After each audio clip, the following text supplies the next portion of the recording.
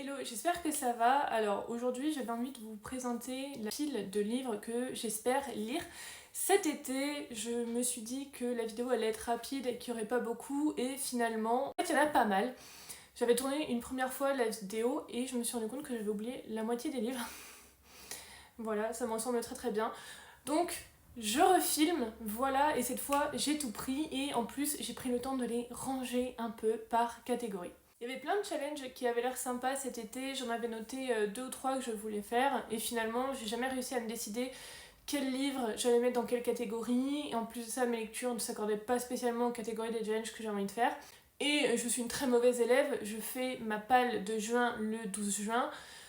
Écoutez, tant pis, hein, voilà, c'est bientôt les vacances d'été donc on va passer au-dessus. Alors le moment où je vous parle, il y a 2 livres qui étaient dans ma palle de juin et que j'ai déjà terminé, donc je vais quand même vous les montrer très rapidement, même si je vous en reparlerai un petit peu plus en update lecture. Le premier que j'ai bouloté en 2 jours tellement il était bien, c'est Noblesse oblige de Mewen Alix aux éditions Slalom, qui est un livre aussi bien qu'il est choquant. Voilà, pour aller très très vite, c'est un young adulte, c'est une uchronie pendant laquelle la Révolution française de 1789 n'a pas abouti, donc on a le côté noblesse française de cette époque mêlé à toute notre modernité. Donc en fait vous avez la technologie, etc. Et en fait notre personnage principal est une jeune fille qui travaille en tant que pianiste pour des nobles et elle va se retrouver impliquée dans un jeu de télé-réalité dans lequel vous devez séduire des nobles, etc. pour ensuite les épouser et vous assurer un avenir radieux, incroyable. Ne vous fiez absolument pas à la couverture de ce livre. Il est beau, il est lumineux, il est plein de couleurs, il est sombre et horrible à l'intérieur. Mais excellent, hein. Excellent. Sombre et horrible, mais excellent. Ensuite, le deuxième livre que j'ai terminé en ce début de mois, je pense qu'on est pas mal à être jeté dessus à sa sortie, c'est bien sûr Iron Flame de Rebecca Yarros. Je peux pas vous en parler beaucoup pour l'instant parce qu'il faut encore que je processe ma lecture et ce qui s'est passé. Je peux juste vous dire que c'était excellent, que j'ai adoré et je pense que je l'ai même préféré au tome 1. Voilà, donc je vous en reparle très très vite, mais il y a beaucoup de choses à dire. Mais sinon j'avais 2 livres que j'avais entamés donc avant d'acheter l'édition française de Iron Flame qui est sortie le 5 juin, et le jour de mon anniversaire, c'était un cadeau de moi à moi. Mais j'avais 2 livres déjà entamés, donc j'avais L'ombre des dieux de John Green, donc c'est publié aux éditions Léa, que je lis en lecture commune avec la personne avec qui je vis. Voilà, donc en fait on lit ça le soir, bon on n'est pas très assidus, hein. L'un est fatigué, l'autre est une flemmarde qui le soir préfère scroller sur TikTok plutôt que de lire. Et on avance doucement mais sûrement, le peu que j'ai lu pour l'instant, j'ai trouvé ça très très bien. Par contre, comme j'ai lu beaucoup de romantasy ou de young adult ces derniers temps, j'avoue que j'ai un peu de mal à rentrer dedans et à me faire au récit et au texte, à l'écriture plus adulte. Le deuxième livre que j'avais entamé, c'est Le fort intérieur et la sorcière de l'île Moufle. Alors c'est publié aux éditions Calidor, faites pas attention à mon marque-page, c'est un flyer des Imaginales. Mais alors déjà, voilà, ça c'est très très agréable. Le livre est vraiment très joli, cette couleur un peu violette là qui ressort, moi je suis absolument fan. Et surtout, on a les magnifiques illustrations de Annick Faure à l'intérieur. J'essaie d'en trouver une autre. Voilà, c'est très très beau. Même la mise en page, l'écriture et tout, je trouve ça vraiment très agréable. Par contre, c'est de la vieille fantaisie. C'est de la fantaisie des années 1919. Enfin, c'est un texte de 1919. Et du coup, je vous avoue que j'ai un petit peu de mal à comprendre. Alors, toutes les personnes autour de moi qui l'ont lu m'ont dit « Tu verras, c'est un peu perché, c'est un peu difficile à comprendre, c'est un style vraiment très particulier. » Je suis d'accord. Le peu que j'ai avancé, je suis d'accord. Je vais être honnête avec vous, les 2 premiers chapitres, j'ai pas tout compris. Voilà, j'ai pas tout compris. J'ai compris qu'on avait un groupe de sorcières, mais c'était vraiment très très flou quoi. C'était assez... Ouais, c'est perché en fait. Le mot c'est perché. Le chapitre 3 était un petit peu mieux et là ça y est je commence un petit peu plus à rentrer dedans. C'est pas tant un récit métaphorique, quoique un peu, mais c'est une plume, un style vraiment très alambiqué. Si c'est le genre de truc que vous pouvez aimer rechercher, je pense que les textes de Calidor vont vous plaire parce que c'est le style de la maison d'édition. Je vous en dirai plus quand je l'aurai terminé. Normalement, si je suis une bonne élève, c'est le prochain sur lequel vous avez un update. On va voir. Ensuite, celui-là, je vous l'avais déjà montré pendant le book haul des Imaginales, mais en fait, c'est l'anthologie, c'est Memento Mori. Donc, pour le thème de cette anthologie, donc de ce petit recueil de nouvelles, on est sur la mort. Alors, effectivement, c'est un thème qui est pas très estival, qui est pas très heureux, mais en fait, j'ai envie de le boulotter entre plusieurs grosses lectures.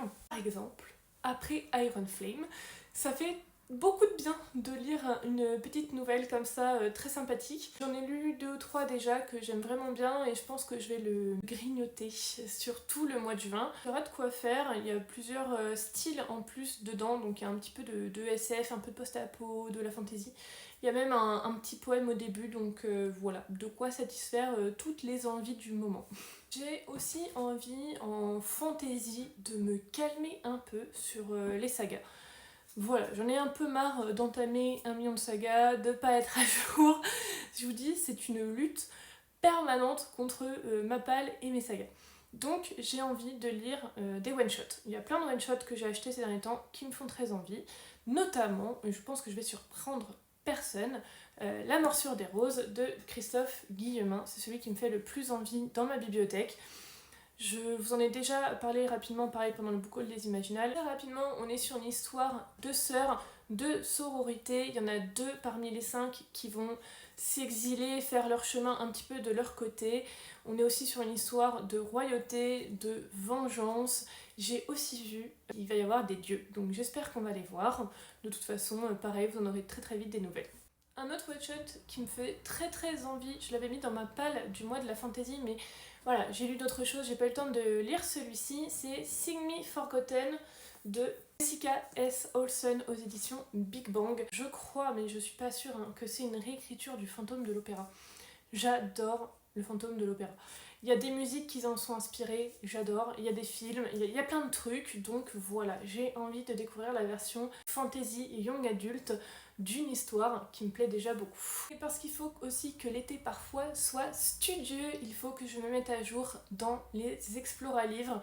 Donc les Explora-livres, je vous en ai déjà parlé rapidement, mais c'est un petit challenge, c'est un rendez-vous, on va dire ça comme ça, un rendez-vous mensuel organisé par Pénélope, Lucie et Juliette, pendant lequel on lit un livre en version originale anglaise, un livre en version originale française. Je ne suis pas du tout à jour sur la version anglaise du mois de mai, donc j'ai foncé à ma médiathèque, profité du retard d'un petit peu tout le monde pour emprunter Mexican Gothic. Moi je lis en français, mais c'est pour rattraper mon retard, voilà, et pour aller vite. Autant vous dire que je ne sais absolument pas de quoi ça parle. En fait, je l'ai vu passer partout sur Instagram, TikTok. C'est un livre qui est très très hypé et moi il me tentait pas plus que ça. C'est pas le style de livre que je lis naturellement en fait. Sauf que c'est le principe d'Explora-Livre. Voilà, c'est ce que je me suis dit. Le but d'Explora-Livre, c'est de faire voter les gens et du coup on peut tomber sur des livres qui nous sortent un petit peu de notre zone de confort, qui sortent des sentiers battus et c'est le but du jeu, donc il faut jouer le jeu. Entre mes mains, j'ai assez hâte de le lire. En plus, vraiment c'est très court, c'est 320 pages, donc voilà, ça devrait se boulotter assez vite, mine de rien. Je vous laisse profiter de cet agréable moment. Voilà. Et puisqu'on est toujours dans les one-shots, les nouvelles, etc., bien sûr que j'ai calé une petite romance pour cet été. Mais là, c'est seulement si film de LC de romance, Mathilde, sera disponible. C'est un des derniers Hazelwood qui nous reste à lire, c'est Love to Love You. C'est un recueil de 3 nouvelles, c'est vraiment très très court. Voilà, c'est 330 pages et il y a 3 histoires dedans. Donc ça me fait un petit peu peur, mais on va voir ce que ça peut donner. De ce que je vois, il va y avoir une nouvelle avec de la proximité forcée, peut-être même 2, et un Rival to Lovers. Mais voilà, du coup, 3 petites nouvelles à lire pendant l'été. Si Mathilde est chaud patate, pareil, ça devrait être sympa entre 2 gros livres de fantasy. Petit point saga, petit point scandale. Normalement, je vous avoue, je ne fais pas de relecture. En fait, depuis que j'ai les moyens de m'acheter les livres et que j'ai pu à relire en boucle ceux que j'avais, je fais pas de relecture parce que je me dis, j'ai déjà tellement de trucs à lire que voilà, la relecture ça sert à rien. Mais il y a une saga que j'ai relue à cause de la sortie des nouvelles de Kéléana, c'était le 3 novembre si je me souviens bien. Les nouvelles de Kéléana sont sorties, C'était tellement incroyable, ça m'a tellement donné envie de pleurer que j'ai relu le premier tome avec toutes les informations que j'avais emmagasinées pour voir si mon point de vue sur le premier tome changeait. En fait, quand j'ai découvert la saga, je trouvais qu'on m'avait un peu menti sur la marchandise. On m'avait vendu la plus grande assassineuse d'Adarlan et j'ai eu le droit à une enfant un peu immature, je suis désolée de parler d'elle comme ça, mais j'ai eu une jeune fille un peu immature en robe mousseline et fan de bonbons. Je vous avoue que voilà, la descente était un petit peu délicate, mais les nouvelles ont carrément fait changer mon point de vue sur cette affaire. Tout est expliqué, tout est beaucoup plus compréhensible. Bref, j'ai relu le tome 1, c'était tellement bien, je me suis dit bon allez, quand même, il y a un de mes persos préférés dans le tome 2, donc je relis le tome 2. Et voilà, j'ai commencé le tome 3, j'ai recommencé le tome 3 que du coup j'annote en plus parce que j'ai vraiment envie de me souvenir de certains moments. Donc voilà, si jamais vous êtes sensible à ça, fuyez, mais voilà, j'écris dans mon livre. Ça m'arrive pas souvent, hein. Vous vous rappelez le moment où je disais oui, les dédicaces, j'aime pas trop, on écrit dans les livres et tout. Voilà, c'est les seuls à qui je fais ça. Je me permets de souiller ma saga fou du moment, voilà. Mais en tout cas, j'ai recommencé le tome 3. À l'époque, je l'ai lu, j'avais pas trop aimé. Parce que j'étais pas dans le mood. Je pense que j'étais en panne non avouée de lecture et je me forçais un peu à le lire. Gros, c'est un peu long. En plus, il y a beaucoup de points de vue qui sont ajoutés, ce qu'on n'avait pas dans les 2 premiers tomes. Il y a plein de personnages qui sont ajoutés, des clans, des machins. Et je pense que sur le coup, ça m'avait un peu saoulée en fait. Et du coup, je l'ai vraiment presque lu en diagonale sur la fin. Et j'ai l'impression que j'ai pas pu en profiter pleinement. Là, je vous avoue, j'en suis à 37 pages. Je kiffe tellement fort. C'est tellement bien. Je suis contente de pouvoir re-kiffer ce livre que j'avais mis de côté un peu et que j'avais un peu maltraité à l'époque. Je vous en fais très très vite un update. De toute façon, je pense qu'il y aura une vidéo dédiée à cette saga. C'est pratiquement obligatoire. Et alors, parce qu'on n'a jamais trop de sagas entamées, il y a un livre, je pense que c'est le livre maudit, on doit le lire en lecture commune avec Mathilde depuis sa sortie en français, donc je sais même plus quand c'est. Moi j'ai la version en anglais parce que c'était dans une box Illumicrate à l'époque. C'est Godkiller. Donc je crois que c'est une duologie. On essaye de lire ce truc depuis 1000 ans et on n'y arrive jamais. Sauf que là, Discord que j'ai rejoint avec plein de lectures communes se décide à le lire en français. C'est le moment, on va essayer de se greffer à l'ALC. Pas facile à dire ça. Ouais, on va essayer d'y arriver. En plus, il est vraiment pas gros le livre quoi. Enfin, c'est écrit plutôt gros dedans et il fait environ 300 pages. Donc ça se fait, c'est juste que ouais, c'est le livre maudit. À chaque fois on le sort, on le met dans toutes nos palles, on le lit jamais. Donc voilà, Godkiller, c'est cet été ou rien. Sinon, il y a un autre tome 1 qui me fait vraiment beaucoup de l'œil. Si vous suivez un petit peu la chaîne, du coup, je suppose que vous avez une petite idée parce que je l'ai présenté en book haul, je l'ai présenté dans la palle du mois de l'imaginaire. J'arrête pas de dire qu'il me fait trop envie et que j'ai envie de me lancer et que mes copines ont adoré et que du coup elles m'influencent.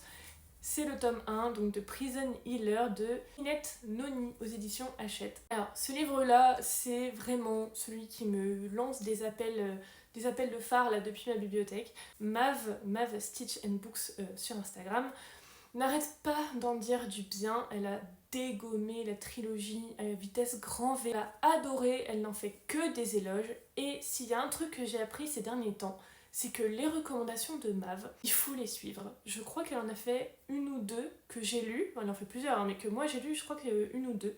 C'est que des dingueries, que des bangers, donc il faut faire confiance à Mav. Mathilde a joué le jeu, elle lui a fait confiance, elle les a achetés. C'est la première fois que je vois Mathilde enchaîner aussi vite une saga autre que Zodiac Academy. Il faut que ce soit mon tour. Voilà, écoutez-moi, suivez les recommandations de Mav, elles sont très très bonnes. Et pour finir, un petit dernier qui n'était pas du tout prévu, mais que j'ai reçu récemment, donc j'ai très envie de le lire. En plus, il couple un peu ce côté envie de one-shot, plus romance, plus légèreté d'été. C'est So This Ever After, publié aux éditions Gallimard Jeunesse. C'est une romantasy young adulte, et là j'ai quand même fait un petit effort. J'ai lu, vous savez, les grosses lignes en 4e de couverture. Ça nous dit 3 mois pour trouver l'amour et sauver le royaume. Bref, la routine. Une romantasy gay friends to lover, irrésistible, cash et déjantée. Alors, je vous avoue que ça, moi, ça me donne très envie. En plus, je trouve que la couverture est très chouette. Alors, je sais que pour beaucoup, les personnages sur la couverture, c'est un énorme red flag. Et moi, j'adore parce qu'en fait, ça permet un petit peu de s'imaginer à quoi ressemblent les personnages. Je suis très nulle, malgré les descriptions, pour peindre les personnages dans ma tête. Donc ça va bien m'aider. Et je sais pas, j'aime bien les couleurs, j'aime bien ça, là, le côté un peu bâton enchanté et tout. Ça a l'air tout pipou, ça a l'air tout mignon, donc voilà, je pense que il ira très bien pour cet été. Donc voilà, c'est tout pour ma pas si petite palle de l'été finalement. Elle est pas énorme pour 3 mois, je vous l'accorde, mais je sais qu'il va falloir ajouter à ça les 3 à 4 livres par mois pour le poster, vous savez, le challenge des 100 classiques.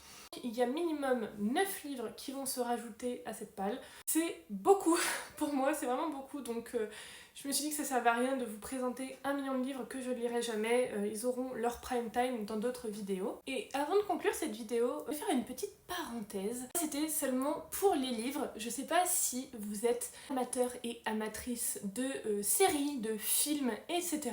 Mais en ce moment, on consomme quelques trucs plutôt stylés sur l'écran dont j'avais envie de vous parler. Je remercie d'ailleurs très fort Mathilde pour cette très bonne idée. Parce que c'est vrai que je les bassine en permanence sur Instagram avec les trucs que je regarde. Et c'est vrai que j'en parle jamais ici, donc je fais une petite parenthèse. En matière d'anime, je regarde 2 trucs, 3 même, je regarde 3 trucs qui sont plutôt stylés. J'ai commencé, peut-être début de l'année dernière, j'avais commencé One Piece que j'ai mis en pause entre temps. Et j'avais commencé ça et j'aimerais bien me grignoter quelques épisodes pendant cet été. Je suis à l'arc Skypiea. Voilà, pour les personnes qui connaissent, j'en suis là. J'avoue que c'est assez long, donc j'ai du mal à rester assidue. Mais je me dis que l'été, le côté un peu pirate en mer et tout, ce serait dommage de pas avancer. Mais il y en a encore mieux, c'est un anime qui s'appelle, là je vous sors le manga, Moi quand je me suis réincarnée en slime, donc il est en anime sur Crunchyroll si je me trompe pas, et alors mais c'est trop bien.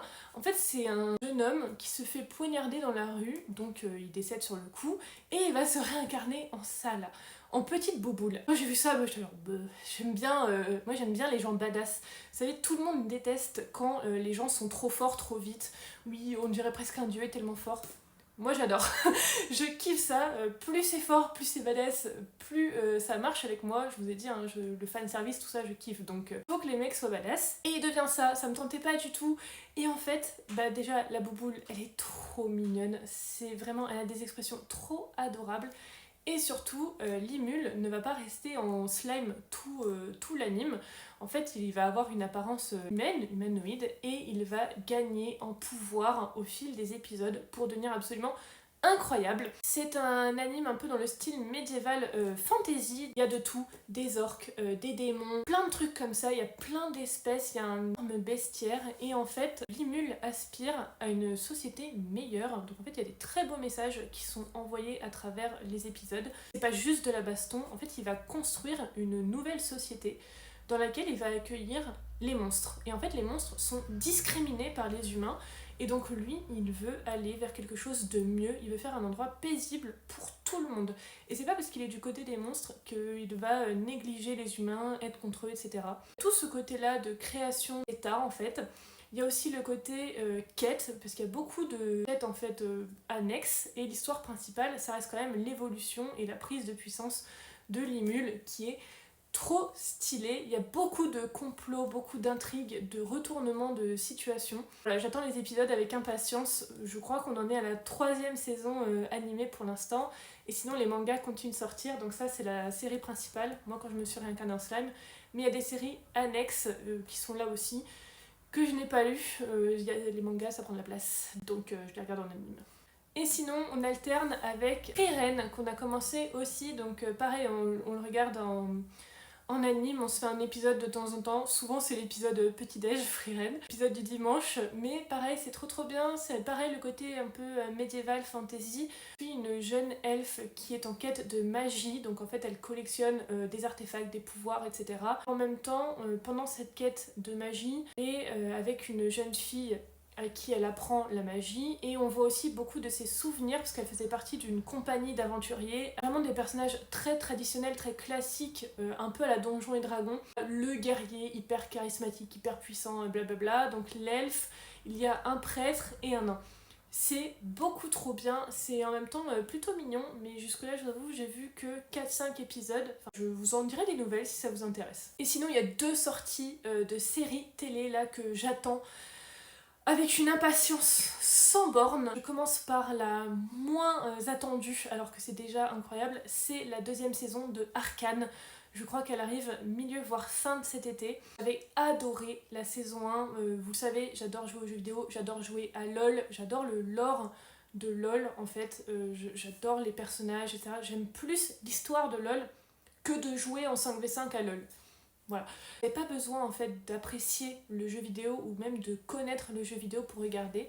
Un peu comme le film Mario en fait, si vous avez aimé les jeux vidéo, vous allez adorer parce que vous allez avoir plein de références, de trucs où vous allez faire « Ah, trop bien, ils sont trop malins ». Et si vous n'avez pas vu ou joué, vous pouvez quand même kiffer le truc. C'est un peu une guerre de caste entre ceux qui se sentent délaissés, abandonnés, laissés tomber et ceux qui ont du pouvoir. Et en même temps, il y a une énorme intrigue familiale là-dedans, un problème de sœurs, des non-dits, des rancœurs, c'est magnifique et il y a des musiques là-dedans qui sont faites par Woodkid, rien que pour ça, vous devez absolument regarder Arcane. Et alors, mais la sortie de cet été, je sais que les gens là qui regardent Netflix et qui sont en attente comme moi, ils attendent que je le dise, mais oui, voilà, j'ai ressorti le beau steelbook. C'est House of the Dragon que j'adore très très fort. J'adore de tout mon cœur cette série. J'ai eu un vrai gros coup de cœur pour cette série. Là, je la re-regarde pour pouvoir être prête pour la saison 2 parce que, comme dans Game of Thrones, en fait, vous avez plein de maisons, plein de familles et plein de noms à retenir, des relations, des machins, des trucs. En plus, les Targaryens, ils font des cousinades, donc pour savoir qui est qui, c'est super compliqué. Et en fait, du coup, le deuxième visionnage est tellement meilleur que le premier parce que comme on connaît un peu déjà les personnages, on peut se concentrer vraiment sur l'histoire et on est vraiment à fond dedans. C'est excellent, j'adore. Par contre, je comprends pas comment on peut être team vert. Maintenant que je regarde une deuxième fois, je comprends pas comment on peut préférer les verts au noir.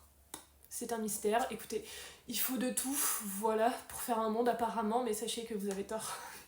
Donc voilà, mon été va être rythmé par de la fantasy, des mangas un peu style médiévaux, Donjons Dragons, tout machin, et des dragons, et House of Dragon. Voilà, est-ce que c'est pas le meilleur été qui se profile? Franchement, il y a des gens qui partent en vacances à la mer et tout, mais n'importe quoi, alors que le canapé est dispo.